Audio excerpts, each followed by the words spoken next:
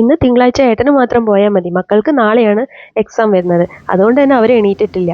വേഗം പെട്ടെന്ന് തന്നെ ഉപ്പുമാവ് ഉണ്ടാക്കി കൊടുക്കാമെന്ന് വിചാരിച്ചിട്ട് ഉപ്പുമാവും ഇന്നലത്തെ ചിക്കൻ കറി ഉണ്ടായിരുന്നു. പിന്നെ പഴവും ആയപ്പോൾ പിന്നെ രാവിലത്തെ കാര്യം എളുപ്പത്തിൽ കഴിഞ്ഞു.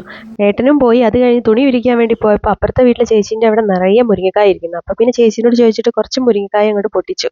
എന്നാൽ പിന്നെ പരിപ്പും മുരിങ്ങക്കായും കറി വെക്കാമല്ലോ. വേഗം പരിപ്പ് വെള്ളത്തിലിട്ട് വെച്ചിട്ടോ, കുറച്ച് വേവുണ്ട്. അപ്പോഴേക്കും ചോറ് ഇറക്കി വെച്ച്.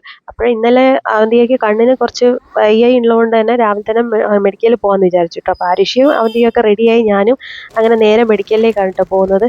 ക്വാർട്ടേഴ്സിലാണ് മെഡിക്കൽ ഉള്ളത് ഞങ്ങൾക്ക് കാണിക്കാനുള്ളത്. അപ്പോൾ എന്തായാലും ക്വാർട്ടേഴ്സിലേക്ക് പോകണമല്ലോ. അപ്പോൾ ആരുഷി പറഞ്ഞു ഞാനും കൂടെ വരുന്നത്, എന്നിട്ട് ശുഭാൻ്റീൻ്റെ അവിടെ നിൽക്കാമെന്ന്. അങ്ങനെ അവളെ ശുഭാൻ്റീൻ്റെ അവിടെ ആക്കിയിട്ട് ഞാനും അവന്തിക്കും കൂടെ നേരെ മെഡിക്കലിലേക്കാണ് പോകുന്നത്. അപ്പോൾ എൻ്റെ കാർഡ് ഞാൻ പിടിച്ചോളാം, ഞാൻ കൊടുത്തോളാം എന്ന് പറഞ്ഞ് അവളാണ് പോകുന്നത് കേട്ടോ. അപ്പോൾ ഇവിടുത്തെ ഒടുക്കത്തെ ക്യൂ ആയിരുന്നു. ഡോക്ടർക്കും തിരക്കായതുകൊണ്ട് തന്നെ ഞങ്ങൾ അവിടെ സൈഡിലായിട്ട് ഒരു മൾബറീൻ്റെ മരം ഉണ്ട്. അവിടെ നിന്ന് കുറച്ച് മൾബറിയൊക്കെ പറിച്ച്, എപ്പോഴും പോകുമ്പോൾ ഇങ്ങനെ മൾബറി പറിക്കാറുണ്ട് കേട്ടോ അവിടെ വെയിറ്റ് ചെയ്യുമ്പോൾ.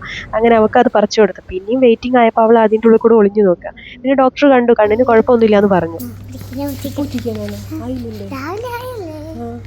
ഉറ്റിക്കാനുള്ള മരുന്ന് ഞാൻ ഉറ്റിക്കട്ടെ, രാവിലെ ആയില്ലേ എന്നും പറഞ്ഞിട്ടാണ് അവൾ ഉറ്റിക്കാൻ തിരക്കുന്നത്. അങ്ങനെ ആരുഷിനെയും കൂട്ടി ഞങ്ങൾ വീട്ടിലേക്ക് വന്നു. വീട്ടിലേക്ക് വന്നപ്പോൾ അവർക്ക് വിശന്നപ്പം വേഗം പഴമൊക്കെ പഞ്ചസാര ഇട്ട് കഴിച്ചു കേട്ടോ. പിന്നെ കറി വെക്കാനുള്ള പരിപാടിയായി. മുരിങ്ങക്കായും ചക്കക്കൂരും മാങ്ങയും ചെത്തിയപ്പം മാങ്ങ പഴുത്തു. അപ്പം പിന്നെ അടുത്ത മാങ്ങ എടുക്കാമെന്ന് വിചാരിച്ചിട്ടോ. അപ്പം വേഗം മുരിങ്ങക്കായൊക്കെ ഇട്ടു കറി വെക്കാൻ നിന്നു. അപ്പം മറ്റേ പഴുത്ത മാങ്ങ എടുത്തിട്ട് വേഗം ഉപ്പും മുളകും പിന്നെ വെളിച്ചെണ്ണയൊക്കെ ഇട്ടിട്ട് നല്ല അടിപൊളി ഒരു സാധനമാക്കി കേട്ടോ. എന്നിട്ട് നേരെ തേങ്ങ അരച്ചു കറിയിലേക്ക് ചേർത്തു. എന്നിട്ട് മക്കളെ ഞാൻ വിളിച്ചു കേട്ടോ. ആദ്യം അയാനെയാണ് വിളിച്ചത്. അവൻ്റെ കഴിക്കൽ കണ്ടപ്പോൾ എനിക്ക് തന്നെ വായിൽ വെള്ളം വന്നു കേട്ടോ. പിന്നെ അവന്തികനെ വിളിച്ചപ്പം പിന്നെ അവന്തികയ്ക്ക് ഈ മാങ്ങയ്ക്ക് എരിവില്ല, ഒന്നുമില്ല, ഒരു കുഴപ്പമില്ല കേട്ടോ അവൾക്ക്. വാങ്ങിയോ?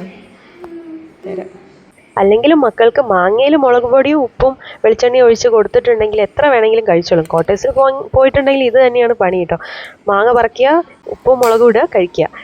അപ്പോൾ അയാന് പോകാൻ വേണ്ടി സമയമുണ്ട് ട്യൂഷന്. അങ്ങനെ അവൻ വേഗം ഫുഡും കഴിച്ച് പോവാണ്. അവന് എല്ലാ മീനും വലിയ താല്പര്യമില്ലാത്തതുകൊണ്ട് അവൻ പച്ചക്കറി കൂട്ടി പോയിട്ടോ.